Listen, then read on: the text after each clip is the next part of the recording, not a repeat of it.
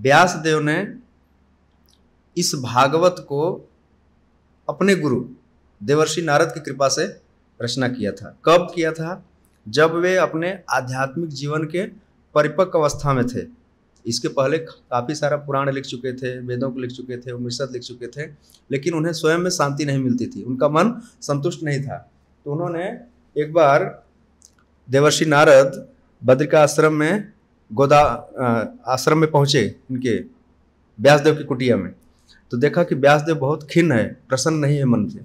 तो पूछा कि आप इतना सब कुछ किए हैं, धर्मशास्त्रों की रचना किया, लेकिन आप खुश नहीं दिखते हैं। तो व्यासदेव ने कहा कि गुरुदेव, आप ही मेरे हृदय में झांक कर देखिए कि क्या कारण है कि मैं खुश नहीं हूँ। तो उन्होंने कहा कि तुमने भगवान की महिमा के बारे में पर्याप्त रूप से नहीं लिखा है। जीवों का जो असली धर्म है उसके बारे में तुमने ज़्यादा ज्ञान नहीं दिया है। संसार में कैसे सुखी रहें, संसार में फंसाने का मार्ग ज़्यादा बताया है, प्रवृत्ति मार्ग खूब बताया है, निवृत्ति मार्ग नहीं बताया है।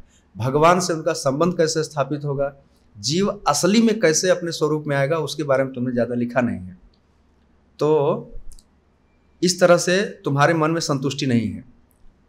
तो इसमें एक शिक्षा यह छिपी हुई है कि जब तक जीव भगवान की महिमा के बारे में, नाम के बारे में, या कहे कि भगवान के साथ अपने संबंध के बारे में पर्याप्त रूप से नहीं जान लेता है, और संसार में कितना भी उसका ऊंचा पद हो, कितना भी ऐश्वर्य हो, कितना भी सुख हो, उसको संतुष्टि नहीं मिलेगी। इसका सीधा सा उदाहरण व्यासदेव स्वयं है। और व्यासदेव भगवान के साहित्य का अवतार हैं। अवतार का मतलब समझते हैं ना, इम्पावर्ड पर्सनालिटी।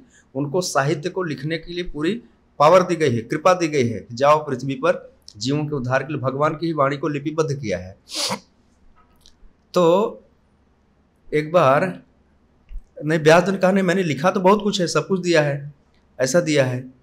तो ऐसा समझ में आया कि नारद जी ने कहा नहीं, तुमने दिया है लेकिन बहुत कम कम दिया है, यहाँ वहाँ भगवान के बारे में पूरा शुद्ध वर्णन नहीं किया है सब जगह पे। तो यह बात ऐसे ही हो गई जैसे कोई व्यक्ति एक बार एक रेस्टोरेंट में गया, तो वो कहता है कि मुझे क्या मेनू है लाओ, तो वो ला के दिया। तो बोलता है कि अंगूर और लौकी की सब्जी है ऐसा बताया कुछ, अंगूर और लौकी की सब्जी है, मेनू बताया। बोला कैसा है? बोला 50-50 है।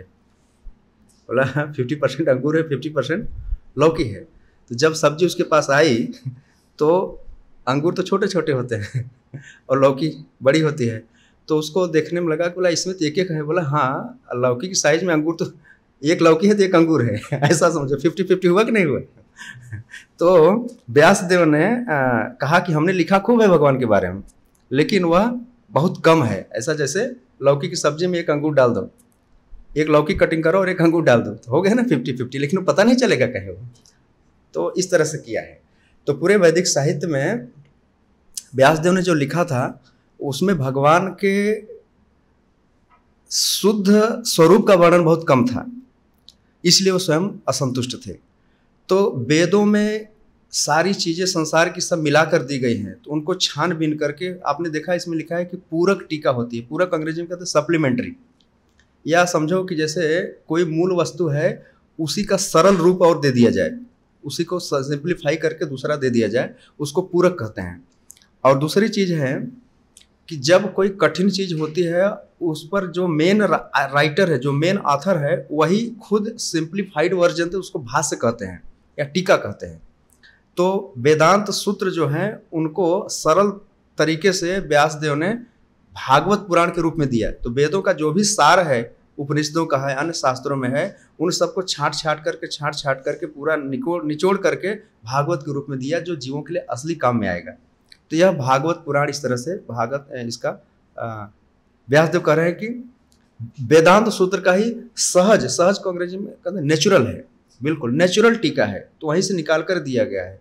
अब आज के युग में यह इतना इंपॉर्टेंट क्यों है, या किसी युग में इतना इंपॉर्टेंट क्यों है? इसलिए कि कोई भी मनुष्य सारे वेदों को पढ़ नहीं सकता है और समझ नहीं सकता है। पढ़ भी लेगा, समझ भी लेगा, तो उसको पता नहीं चलेगा कि मेरे लिए इसमें क्या है। ज्ञान तो हो जाएगा उसको, लेकिन उसको वास्तविक चीज़ नहीं पता चल जाएगी। तो नारद जी ने कहा व्यासदेव कि तुम एक ऐसा काम करो कि सारी चीज़ों को सब जगह से लेकर के एक प्योर एकदम शुद्ध जीव के लिए जो आत्मा का धर्म है, जिसको ऐसा कहा कि ब्रह्म विद्या कहा गया, जो आत्मा के अलावा कुछ है ही नहीं उसमें, शुद्ध प्योरली स्पिरिचुअल कंटेंट हो, उसको तुम प्रस्तुत करो।